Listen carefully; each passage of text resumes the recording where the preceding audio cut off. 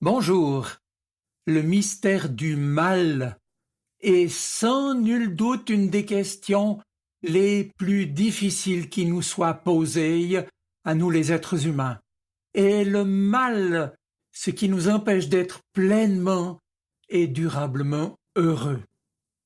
L'Évangile, c'est vrai, nous fait aspirer au bonheur, mais les réalités souvent dramatiques des choses d'ici-bas nous déconcertent et nous font nous tourner vers Dieu pour lui demander ce que lui, il pense du mal, lui qui semble laisser advenir le mal sans intervenir, ou bien si peu.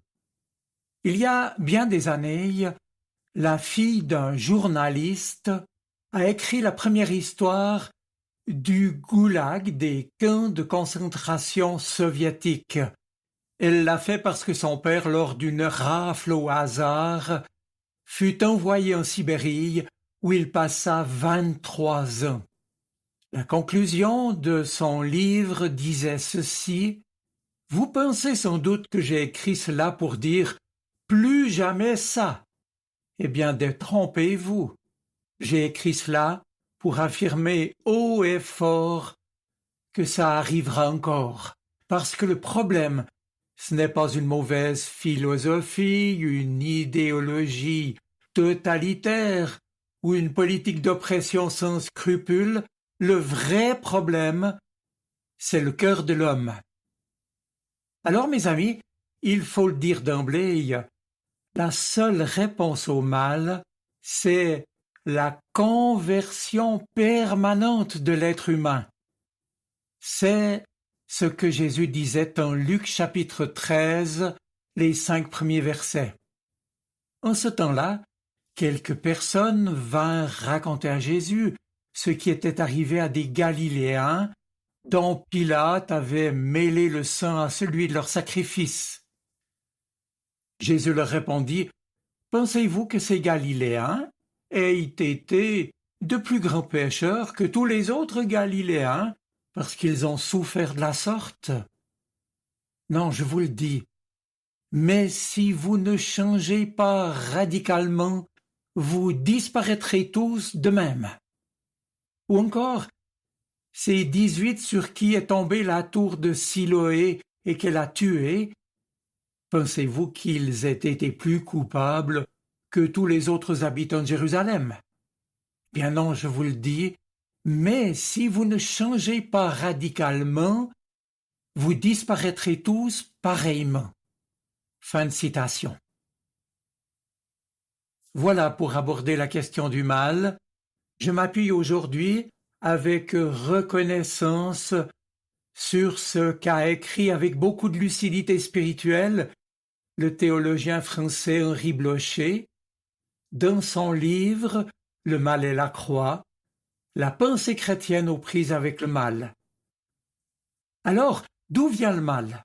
Et qu'avaient fait ces Galiléens dont Pilate a mêlé le sang au sacrifice pour mériter une telle fin tragique?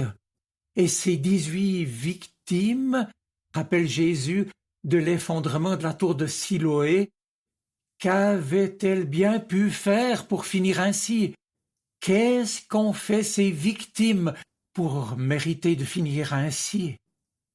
Et mes amis, ce sont aussi des questions que l'on peut se poser aujourd'hui face à des tragédies auxquelles on assiste impuissant. Qu'a bien pu faire telle ou telle personne pour subir une telle maladie ou un tel accident, une telle fin tragique? Notre raison, c'est vrai, a besoin de réponses. On veut des réponses à nos pourquoi, et les questions sont sans fin. Dieu est-il derrière de telles tragédies? Pourquoi les permet-il? Et puis y aurait-il dans le Dieu de la Bible une face sombre qui souhaiterait le mal de l'humanité? Ou dans ce monde, y a-t-il une sorte de principe rétributif qui ferait que quand on commet le mal, on subit des maux à la mesure de ce que l'on a commis? Ou bien encore faut-il comprendre que cette tragédie qui était arrivée à ces Galiléens où cet effondrement sur 18 personnes de la tour était utile pour faire avancer les choses. Par exemple, pour favoriser une prise de conscience de la nécessaire révolte contre l'occupant romain, ou le fait que l'effondrement de cette tour permettrait une reconstruction plus belle qu'avant. En d'autres mots, ce mal permettrait-il la venue d'un plus grand bien? En fait, ce qui est intéressant dans ce contexte, c'est que Jésus ne se lance pas dans une explication sur l'origine du mal subi par ces personnes. Il n'invoque nullement tel ou tel péché, telle faute qu'auraient commis ces Galiléens ou les victimes de la tour de Siloé. Non, Jésus invite à une conversion personnelle, à un changement de vie, à un changement d'orientation, à un retour à Dieu. Mais, hélas, on le sait, ces questions d'où vient le mal, qu'est-ce que le mal est? Le mal jusqu'à quand? Ou bien, autre question, Dieu se serait-il trompé dans sa création en permettant à la réalité du mal d'exister? Hélas, nombre de chrétiens se sont montrés moins prudents que Jésus. Ils ont voulu à tout prix apporter une réponse à la question, je le dis, insoluble de l'origine du mal. Certains ont ainsi développé une solution marquée par l'optimisme. En bref, leur solution consiste à atténuer et à gommer les contours les plus scandaleux de la réalité du mal. Le mal, disent-ils, comme phénomène, est intégré dans l'ordre des choses. Il est, par exemple, simplement lié à notre finitude, au fait que nous soyons limités, vulnérables. Et puis, on a trop entendu certains dire que l'expérience de la souffrance était nécessaire pour que nous puissions développer certaines qualités, la compassion envers les plus faibles ou la persévérance. Le principal reproche que l'on peut faire à cette manière de voir, c'est de sous-estimer le mal. Non, le mal ne fait pas partie du système, ni ne permet de faire advenir un bien. Et nous pouvons l'affirmer parce que la Bible a le mal en horreur. Dieu ne recourt pas au mal pour faire advenir le bien. C'est vrai qu'il peut l'utiliser de manière indirecte, mais jamais le susciter de manière directe, parce que Dieu est bon, parce qu'il est amour. Maintenant, certains ont eu recours à la notion de liberté humaine pour donner une explication au mal. Et en fait, ils ont mis en place une stratégie où Dieu est exonéré du soupçon de complicité avec le mal, en mettant en avant la liberté humaine comme cause première du désordre. Leur solution par la liberté tient compte de la création bonne de Dieu, mais disent-ils, si l'on croit à la liberté humaine, une créature en fait ne serait jamais libre si elle n'avait pas la possibilité de faire le mal. Leur position respecte la bonté du Créateur et de sa création. Elle respecte aussi la radicalité du mal comme mal. Mais Dieu, dans cette perspective, à les écouter, Dieu, dès l'origine, a dû compter avec un facteur indépendant de lui. Sa souveraineté absolue n'est donc plus prise en compte. Enfin, une autre solution a été d'affirmer que le mal est présent dès l'origine du monde comme une puissance qui s'oppose au bien. Ce mal s'appelle souvent le non-être ou le néant, et il joue un rôle négatif à côté de Dieu. Ici, le mal n'est pas vraiment reconnu comme mal, il n'est pas étranger à la création bonne de Dieu, mais il fait plutôt partie d'elle tout en permettant un mieux lorsqu'il est absorbé comme négatif. La souveraineté du Seigneur est donc également là mise à mal, puisqu'elle devrait coexister avec un principe à côté de Dieu. Dès lors, mes amis, pour parler de la vision biblique du mal, le théologien Henri Blocher recourt à la lettre majuscule T, et il sépare les trois éléments graphiques de cette lettre et tient à dire par là qu'il y a entre le tronc vertical de la lettre T et ses deux branches horizontales à leur tête, trois affirmations à tenir ensemble pour appréhender de manière pertinente et biblique la réalité du mal dans une perspective évangélique. Blocher présente alors trois affirmations, à savoir que Dieu est souverain, ensuite que le mal est mal, et enfin, il souligne la bonté de Dieu et de sa création. Alors reprenons. Premièrement, Dieu est souverain. Oui, la Bible nous montre que Dieu est souverain totalement, radicalement et absolument. Aucune réalité n'existe qui serait de quelque façon indépendante de la volonté de Dieu. Il n'y a pas deux principes qui gouverneraient le monde, le bien et le mal, Dieu et Satan. Non, unique, souverain et maître de tout. Le Seigneur, le Dieu de la Bible, est souverain sur tous les éléments ainsi que sur les événements de l'histoire. Et le Créateur ne se contente pas de fixer les temps. Tout ce qui arrive relève de son vouloir, sa marche globale de l'histoire, jusqu'aux faits infimes, comme nous dit Matthieu 10, les moineaux qui ne sauraient tomber en dehors de la volonté de notre Père céleste, nous dit Jésus. Maintenant, les événements peuvent arriver, c'est vrai aussi, selon leurs conditions propres. Par exemple, lorsque les nuages sont chargés, que les conditions météorologiques changent, eh bien, il y a de la pluie, des orages, de la foudre. Et Dieu intègre dans sa souveraineté également les décisions des êtres libres, leurs actes et leurs conséquences, tout comme les maux, les fléaux et les fautes. Bref, rien n'arrive sans donc faire jamais de Dieu l'auteur du mal. Certains textes bibliques, il faut le dire aussi, n'hésitent pourtant pas, dans certains contextes, à dire que Dieu parfois peut aller jusqu'à mouvoir la volonté des mauvais, et je pense ici à l'endurcissement du cœur du Pharaon lors de l'Exode, ou bien celui d'Hérode lors de la naissance de Jésus. J'en arrive maintenant au deuxième point mis en avant par Henri Blocher. Le mal est mal. Et si l'on reprend l'image du théologien, après le tronc du T, voici maintenant la première branche, à gauche, tout en haut, la réalité mauvaise du mal. La Bible dénonce constamment la réalité et la nocivité du mal.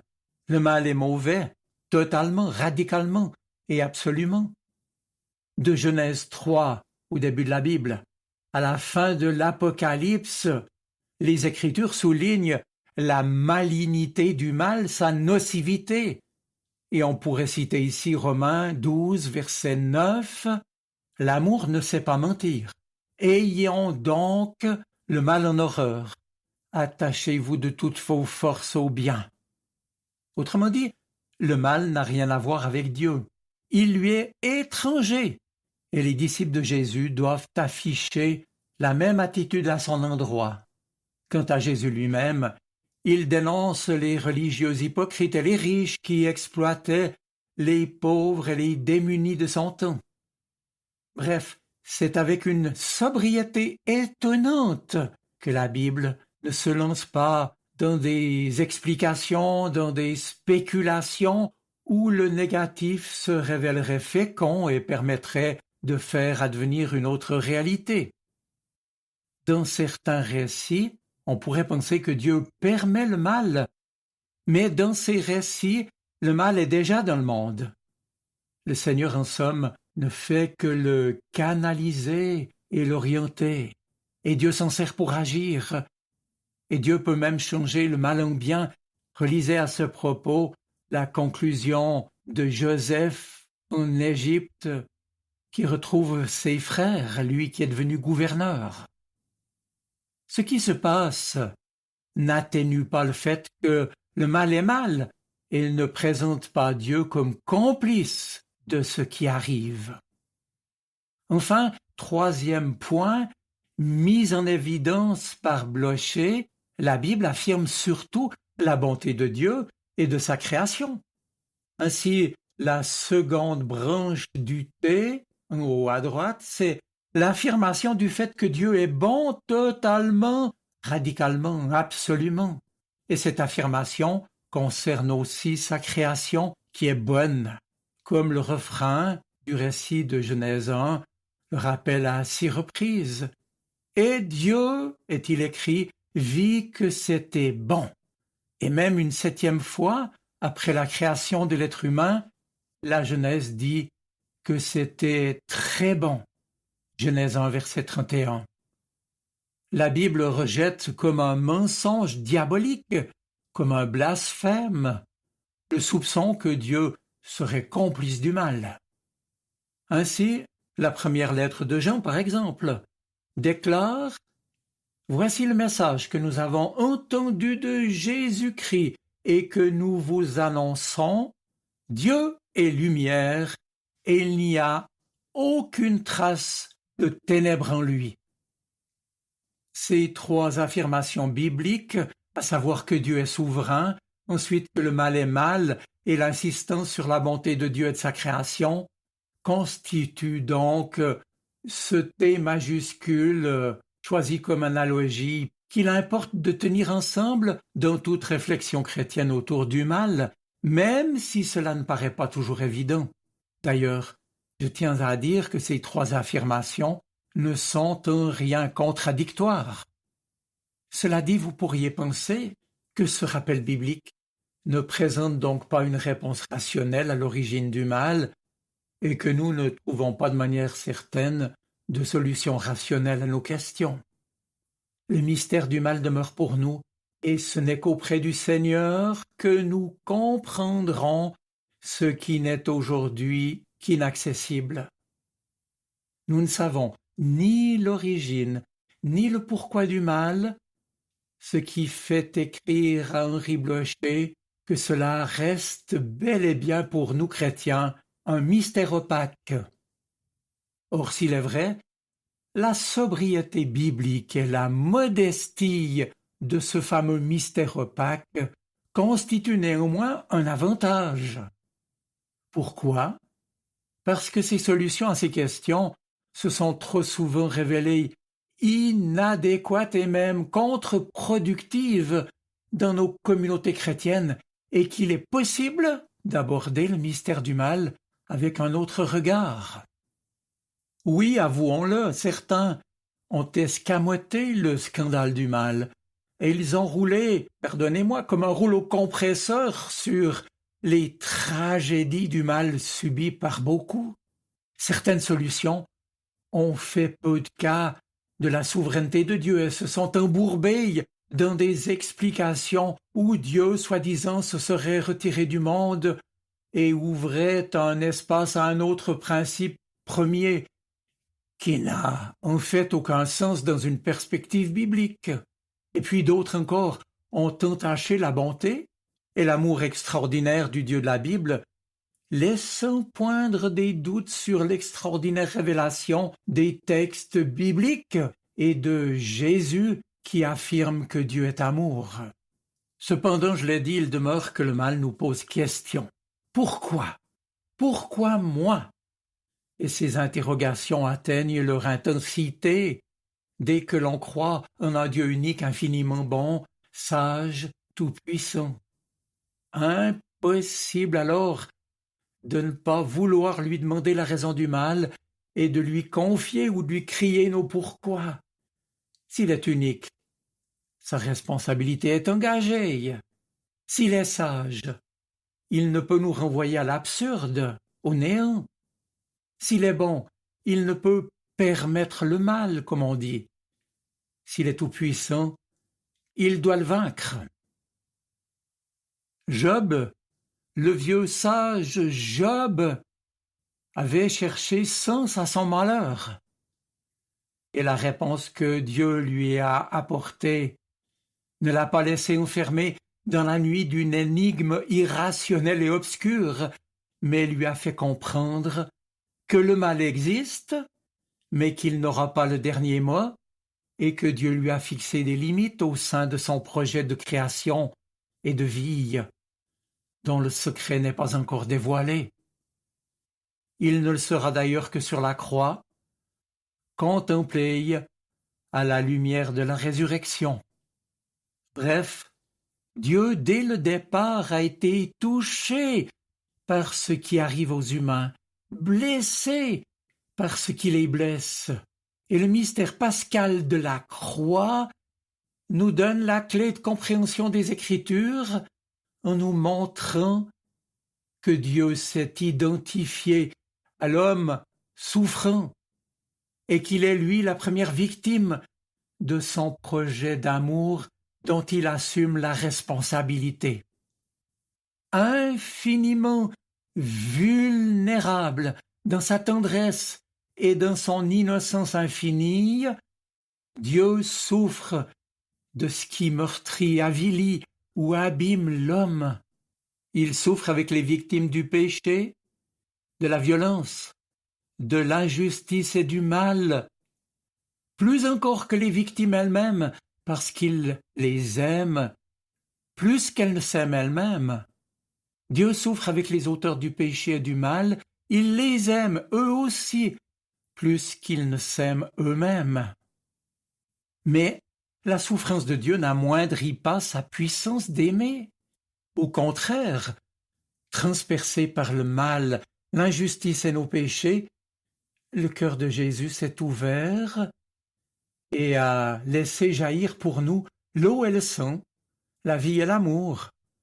Telle pourrait être la signification du fameux coup de lance donné lors de la crucifixion et que l'Évangile nous rapporte. Aimer rend vulnérable. Dieu, amour, est vulnérable, mais sans faiblesse. Ses blessures ne contredisent pas du tout la toute-puissance de son amour, mais au contraire la révèlent au plus haut point. Et disait déjà Ésaïe 53, « C'est par ces blessures que nous sommes guéris. » Notre amour humain à nous n'admet guère être blessé, mais l'amour que Dieu répand dans nos cœurs par son esprit, dit Paul, supporte tout, excuse tout. L'amour de Dieu porte et enlève le péché du monde. Il est vainqueur du péché, du mal, de l'injustice, de la violence et de la mort. C'est dire que le Dieu de Jésus-Christ a de toute éternité conçu ce projet de salut dont il allait lui-même payer le prix fort. Et d'avance il acceptait le mal qu'il subirait lui-même de plein fouet et l'amour par lequel il le surmonterait. Alors, mes amis, quelle sera notre conclusion? Eh bien d'abord, qu'il n'y a pas à expliquer ni à comprendre le mal, mais à se convertir et à le combattre, comme le relève le récit de l'Évangile de Luc au chapitre 13. Et ce combat est rendu possible si l'on tient ensemble les trois éléments du thé évoqués tout à l'heure. Le tronc, Dieu est souverain, et les deux branches, le mal est radicalement mal, mais Dieu est bon, il est amour. Précisons ici qu'en grec, le T majuscule, le tau grec, c'est ainsi que cette lettre s'appelle, suggère symboliquement la croix de Jésus. Le tronc ou le poteau de la croix est ainsi affublé en son sommet de ce que les Romains appelaient un patibulum, c'est-à-dire d'une barre transversale à laquelle on accrochait les crucifiés, qui, pour nous, reprenons l'image, souligne d'abord la souveraineté entière du Seigneur. Tout est arrivé selon la volonté de Dieu et selon sa prescience. Il fallait donc que les Écritures s'accomplissent, sera-t-il ainsi maintes fois répété dans le Nouveau Testament. Et puis, la croix souligne la réalité du péché et du mal, puisqu'un juste, un innocent, le Fils de Dieu lui-même, est mis à mort comme un criminel à cause de la haine de ceux qui voyaient notamment l'ordre établi ainsi que ses privilèges mis en cause par l'annonce et les exigences de l'Évangile. Enfin, la croix révèle bien sûr la bonté et l'amour du Créateur pour ses créatures, pour chacun de nous, et pour toi aussi. Le Père s'offre lui-même au travers de son Fils comme rançon pour les sauver, et ce faisant, le mal et les puissances maléfiques sont vaincus. Voilà, mes amis, la croix du Christ à la suite de la résurrection est maintenant pour nous le signe de la victoire de Dieu sur le mal. Un signe d'espérance extraordinaire qui ne peut que nous inviter, nous chrétiens, à considérer sa mort et sa résurrection avec reconnaissance et adoration, comme le fondement bouleversant de l'amour de Dieu et de notre foi chrétienne. Soyez bénis. Amen.